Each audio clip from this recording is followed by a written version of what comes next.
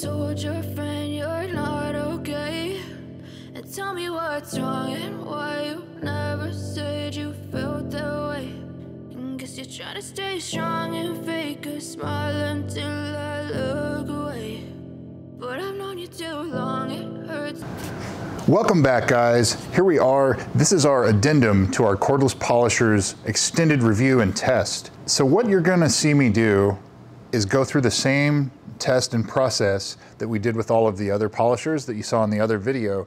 This test will primarily focus on the additional 3 polishers, which is the Milwaukee 15, the Milwaukee 21, and the SPTA version 2 cordless polisher. Version 1 was tested in the previous video. So without further ado, what we're gonna do is get into everything from unpackaging, unboxing, my initial impressions of everything, the weights, the noises, the run times, everything like that. And then of course, we'll hand them over to 6 different professional detailers, the same 6 that you saw in the previous video, plus we might have another one that is interested in sharing their opinion. We have a huge variety or a wide array of experiences, anything from people that haven't been doing this very long to people that have been doing this 20 plus years. So you're gonna get a good opinion on what these polishers are going to do. You're gonna find that the main thing that I'm after individually is I'm looking for a full-on corded replacement. And as you saw in the other video, I think that a lot of the polishers were close, but they're just not quite there. And a lot of it has to do with battery technology. There are a few that had plenty of power, but the battery is what is the Achilles heel, if you will. So with Milwaukee, they have a large variety of battery choices. So the kit that you buy, it's gonna come with a 6 amp hour, but you can double that. They have a 12 amp hour battery that you can run on this, and it's going to increase the runtime significantly. Lulu wants to play here. It's going to increase the runtime significantly, but it's also gonna increase the weight. And so what you'll see is the Milwaukees are on the heavier side. So we're gonna jump into that and see if that's gonna affect anything. So without further ado, let's jump into it and find out.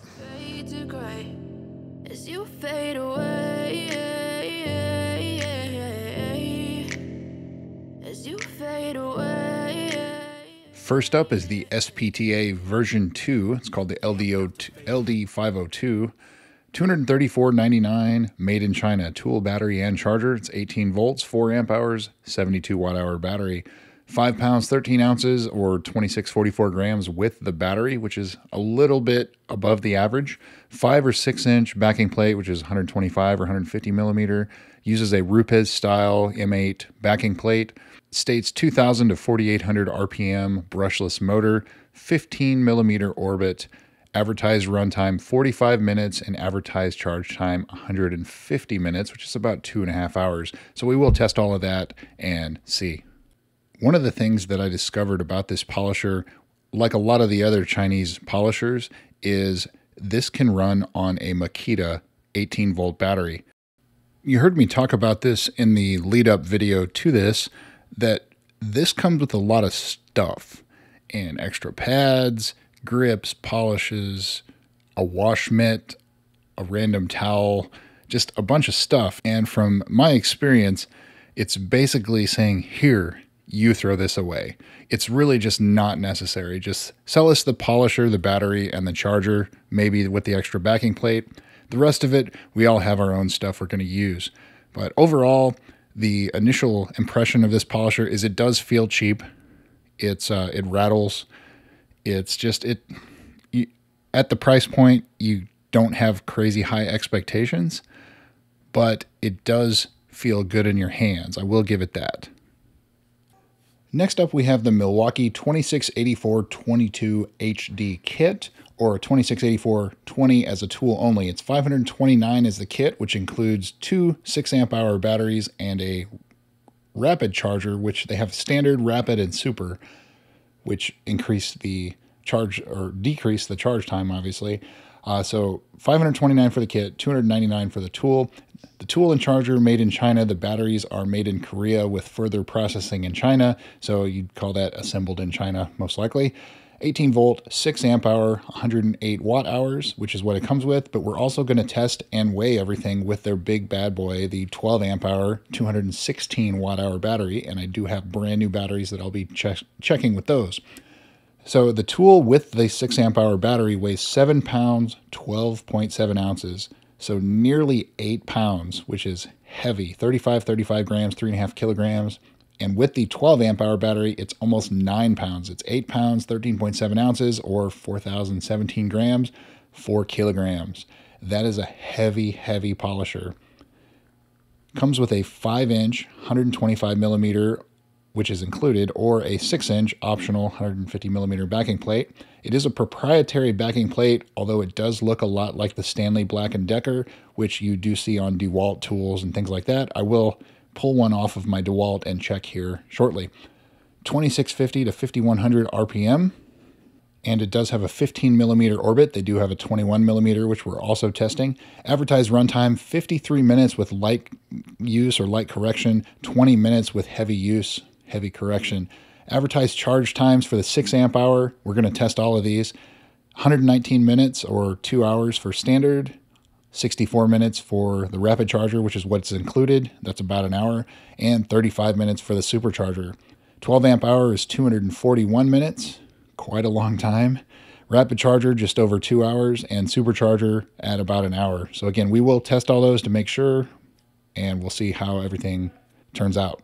The first impressions I have of this polisher are that you can definitely notice the weight, and only because I have the experience of testing all of the other products out there on the market, that it is heavy.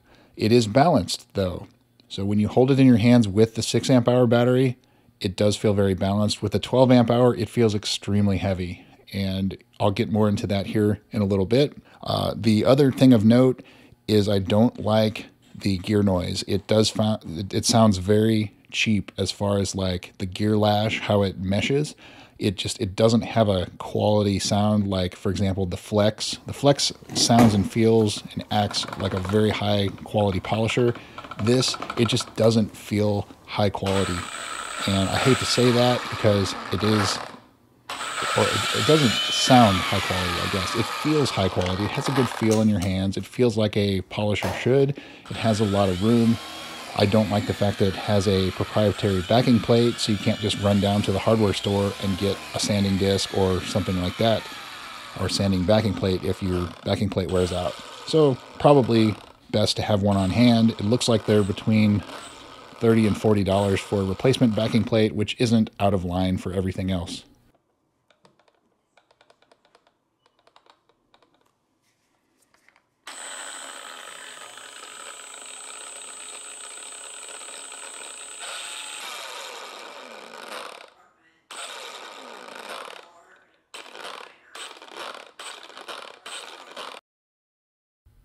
And next up is the Milwaukee 2685-22 or the 2685-20, depending on if you want the tool or the kit. This is the 21 millimeter orbit. It is $559 as a kit, $329 as a tool. It's made in China. The tool and charger, the batteries, of course, same as the other.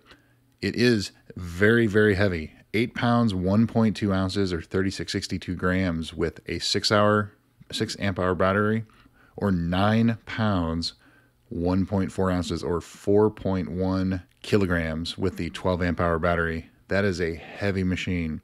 You can use, same as the other, a 5-inch or 6-inch, 125 or 150 millimeter backing plate, but the 6-inch or 150 millimeter is what is included. It is a proprietary backing plate, just like the 15 millimeter.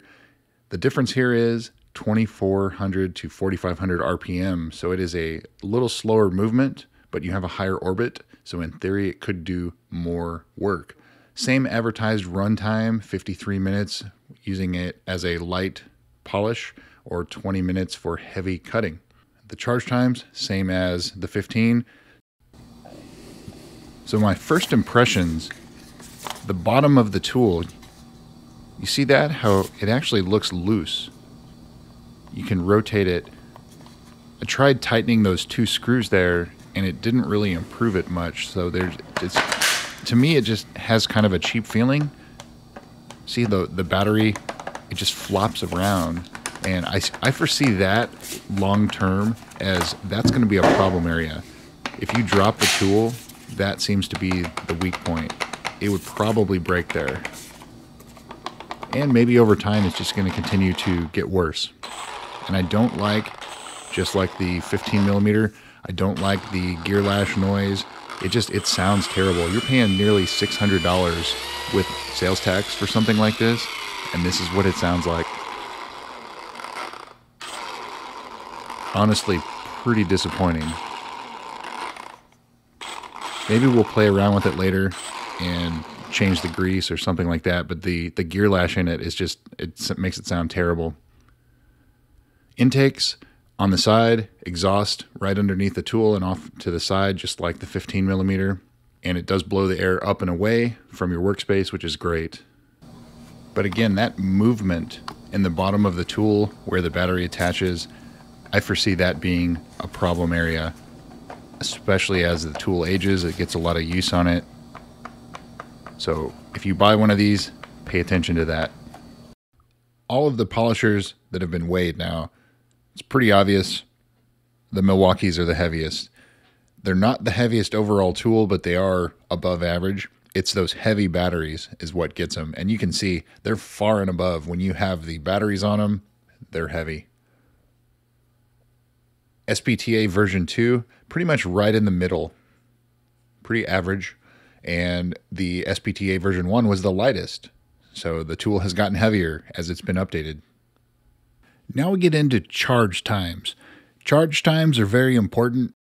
You need to be able to charge as fast or faster than you can consume the battery, either with light or heavy polishing, be it a dual charger, multiple batteries, whatever the answer is. But if you want to have a complete replacement for a corded tool, that's the fact. It has to happen like that. Otherwise, you're always going to be waiting around, wasting time. In a professional environment, time is money. If you're sitting around waiting for batteries to charge, you're losing money. The SPTA replacement batteries, you can get it directly from them for $30, and you have to do so by adding 3 chargers to your cart. It's advertised 120 to 150 minutes, and it actually took 178 minutes, and halfway through, the light started turning green, kind of flickering back and forth. I don't know what that is, but it basically takes 3 hours to charge. That's pretty slow.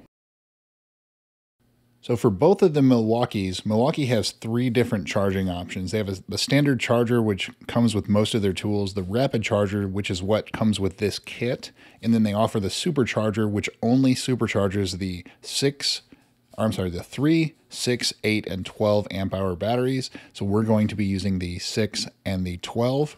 So you can see the difference here. The supercharger, which I had to purchase separately, it charges that 12 amp hour battery in 60 minutes, advertised, and 35 minutes for the 6 amp hour. The rapid charger, 130 minutes or 64 minutes, and the standard charger, 241 minutes or 119 minutes, so just about 2 hours. So let's see what things do. Standard charger, 119 minutes, actual 117, beat it by 2 minutes. That's a 6 amp hour standard charger. The rapid charger, advertised 64 minutes, actual 63 minutes, beat it by a minute. And so we are using this for the official time since this kit comes with this battery and this charger. And 6 amp hour with the supercharger, advertised 35 minutes, actual 34 minutes. So again, beat by 1 minute. Pretty impressive. And Milwaukee does say that it does not shorten the lifespan of the batteries using the supercharger. Onto the big mamma jamma, the 12 amp hour. Standard charger, advertised 241 minutes, actual 228 minutes, so it beat it by 13 minutes. Still a long time. And the rapid charger that's included in the kit, 130 minutes advertised, actual 114 minutes, so again, it beat it by 16 minutes. So they're charging this 12 amp hour battery faster than advertised. And onto the supercharger. It's advertised as 60 minutes. It actually took 84 minutes, so it was slow by 24 minutes. It actually took longer to charge, but still, an hour and a half to charge a 12 amp hour battery, that's not terrible.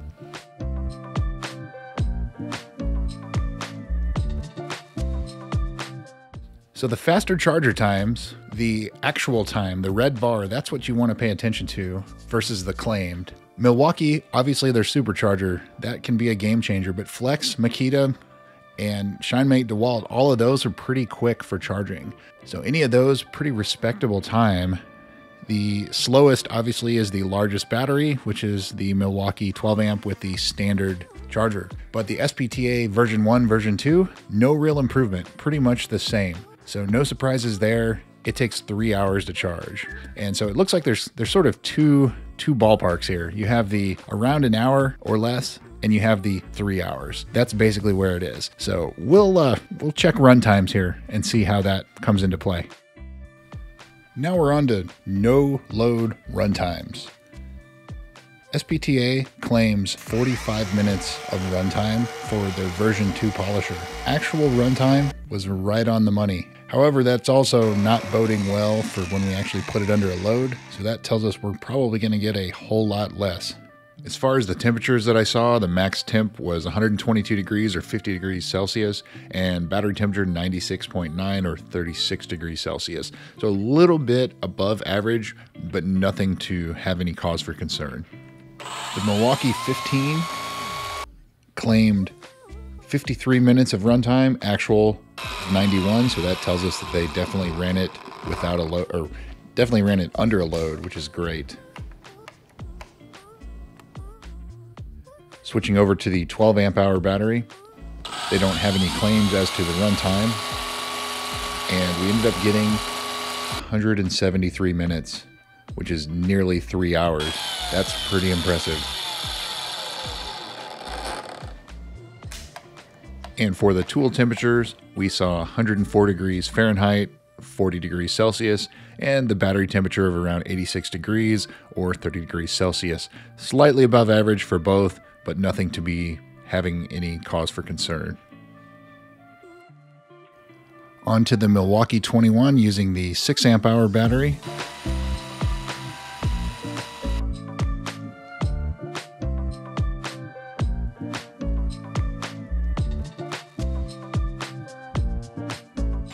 Claimed 53 minutes of runtime, we got 72 minutes. So looking promising when we finally put it under a load. That is a little bit less time than the 15. Onto the 12 amp hour battery. Again, they don't have a claimed time for that. And we got 171 minutes. So nearly 3 hours. Not too shabby.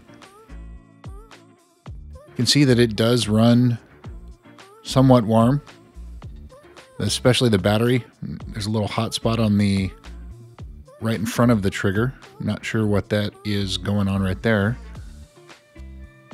but you can see the battery definitely got warmer than on the 15, which is interesting.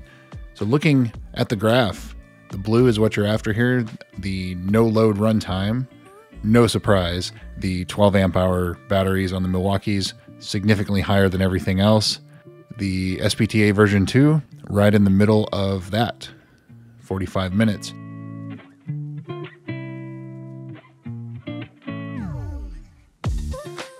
So on to the loaded run times. Gonna do 2 3-pound weights, so 6 pounds, sitting on top of it, sort of simulating a medium pressure. So that's about 2 kilograms, just a little bit less than 2 kilograms. Not adding any additional weight.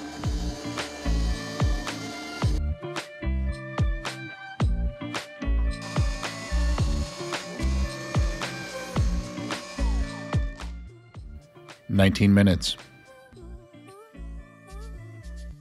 Significantly warmer than just about every other polisher other than the original Ryobi that I tested. That's borderline warm enough, hot enough to burn you. It's getting there. I think 133 degrees Fahrenheit is where that starts to happen. And the battery is quite warm as well. So something to note, it is running that polisher quite hard.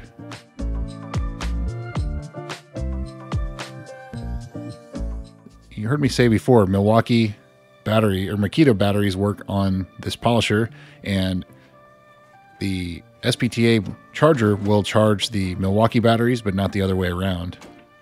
So I tried to put the SPTA batteries on my Makita charger, would not charge them. There's something that's just a little bit different.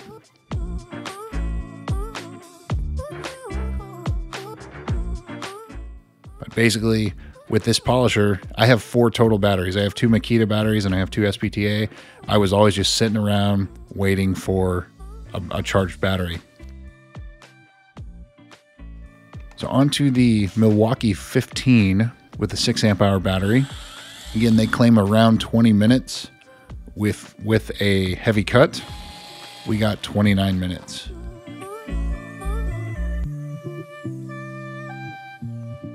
It's on the warmer side.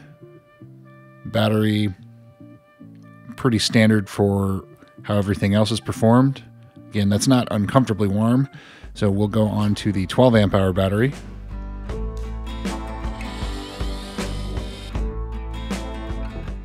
We're gonna get nearly double. Nearly double would be, there it is. Not quite, pretty close though, 53 minutes. Nearly an hour of constant use. So onto the 21. Same deal, they say around 20 minutes for heavy use. And it produced exactly or nearly exactly the same time at 29 minutes. So the 21 and the 15 Milwaukee with the 6 amp hour, same runtime. 29 minutes, basically half an hour of constant use. The 21 does run significantly cooler for some reason. Again, it is a different motor, different gear set on the head of the polisher. Doesn't get the battery hot at all. A lot less stressful on the battery. Onto the 12 amp hour battery.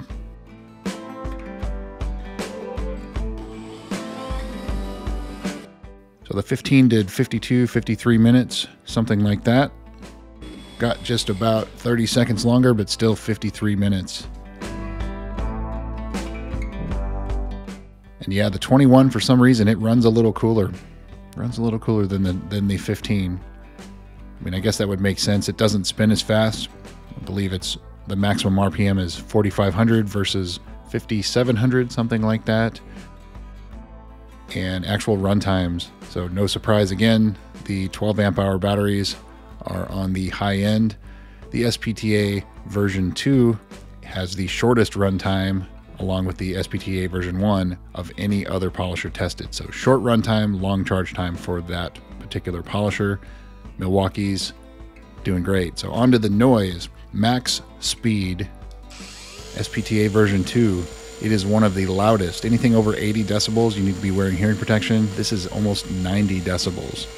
So quite loud at 24 inches. So if it's even closer to you, if you're polishing really close, it's going to be even louder at your ear. Milwaukee 15, 85, 86 decibels. Still on the louder side. You need to be wearing hearing protection. And the Milwaukee 21, around the same 85 or so decibels. So you can see SPTA version 2, much louder than everything else.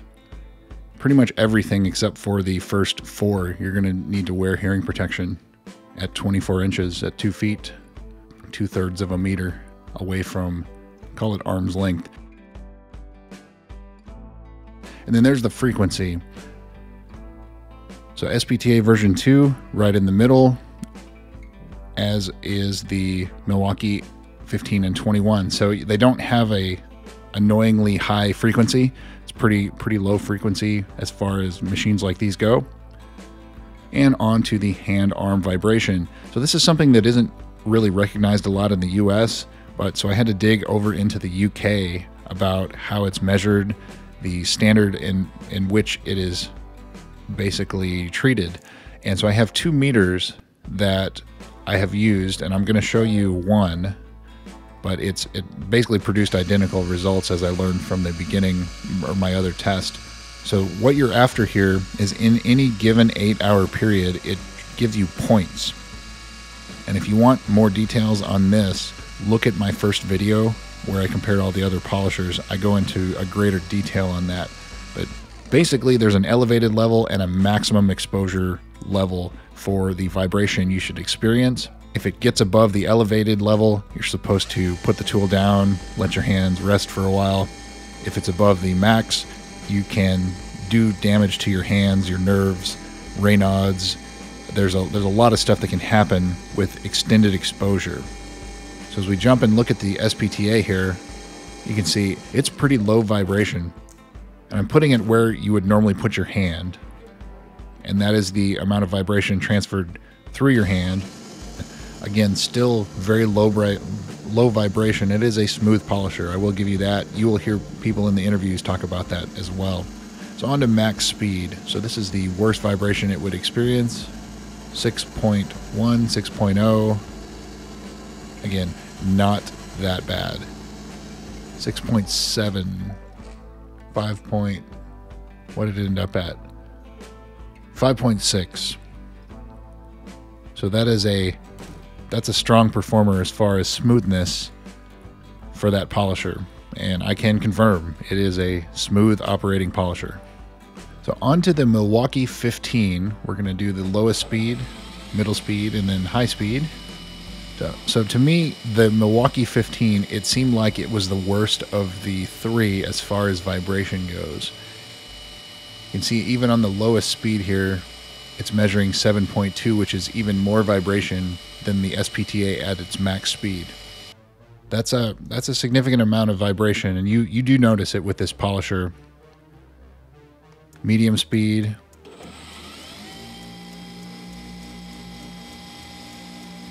As you would expect, the vibration amount goes up. 9.4, 9.7,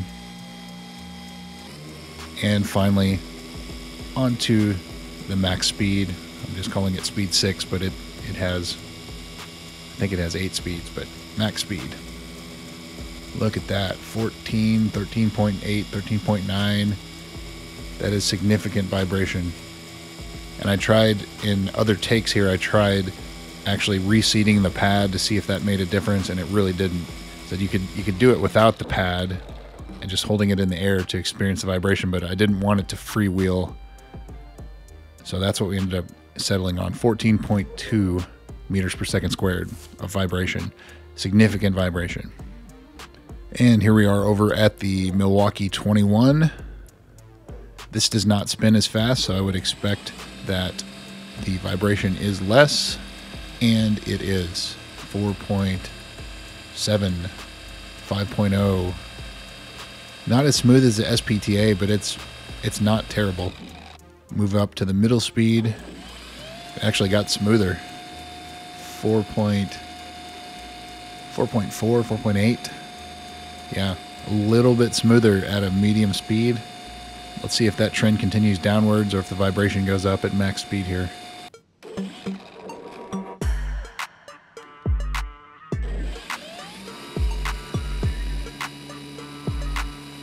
.6, 7.3. Where is it going to settle down there? 7.2 it looks like. Pretty good. Vibration's not too bad. It does spin over 1,000 RPM less than the 15, but much smoother. So looking at the graph, the hand arm vibration, SPTA V2 right in the middle, Milwaukee 15 towards the worst end, and the Milwaukee 21 again right in the middle. So overall, I still think the Milwaukee 15 is not a bad polisher, but the vibration is up there. The POPOMAN, that's one that I preferred from the previous video, and again, it's on the worst end of the vibration. So how long can you use these polishers until you've exceeded that safe level? Well, the red, what you're seeing here in the red is that amount in hours that you shouldn't exceed. So the SPTA version 2, 4 hours of non-stop use would exceed the vibration limit. The Milwaukee 21, 6.38 hours. The Milwaukee 15, just 1 hour. It's that much different. So one other thing I wanted to talk about is the backing plate. The Milwaukee has a proprietary backing plate, but it looked very similar to the DeWalt, which is a Stanley Black & Decker backing plate. So I simply just tried to take them off and swap them over. Didn't quite work out. The DeWalt has a smaller middle hole, like I guess I'd call it an alignment hole, but everything else matches up. So what I did is I just took a drill bit. I don't remember what size, but I drilled it out just a little bit so it would fit, and then everything swapped right over. No problems, no issues. And then also the 21 and the 15 Milwaukee, the backing plate is of course interchangeable between the 5-inch 125mm and the 6-inch 150mm backing plate. See, just drilled it out, swapped it over, went right on. Centered perfectly, no additional vibration, anything like that. It is a non-issue. And I would encourage you to go check out the spreadsheet in the video description, as there is a lot of work that went into the comparison of all of these different products. Very in-depth, my testing results, everything. So please check that out in the video description. If you do decide to purchase one of these, please use the link either in the video description or in the spreadsheet, as it does help the channel out and I do get a small fee from that. So one of the things that you've heard me talk about repeatedly is the looseness of the battery mounting and the bottom of the frame of the Milwaukee polishers, both the 15 and the 21. And you can see that looseness, I just see that getting worse over time. It's going to be an issue as these things age. And maybe I'll be wrong, but maybe this is just because I have some of the first ones that they came out with. But I just see that's going to be a problem area, especially if you're going to use more of the 12 amp hour battery, which there's even more weight hanging off of there. It's always just vibrating around. It's something to keep an eye out for. So thanks again, guys, for watching, and remember that 100% of everything that you see here that was tested, bought out of my own pocket. Said all of the ad revenue from Amazon, the YouTube ad revenue, Patreon, all of that, anything you guys send to Venmo or whatever, that goes right back into buying products like this so we can test them. That way, everything stays and remains free of bias. I don't have a company that I'm trying to impress because they're paying me $5,000 for a review or something like that. I refuse to do that. And so that's why you get a lot of hate, because all of the fanboys and whatever, they'll jump on me for doing things like this because, you know, oh, I can't believe he talks bad about whatever product. Well, don't make a product that sucks. That's all there is to it. So with that said, thanks again for watching. We'll see you soon.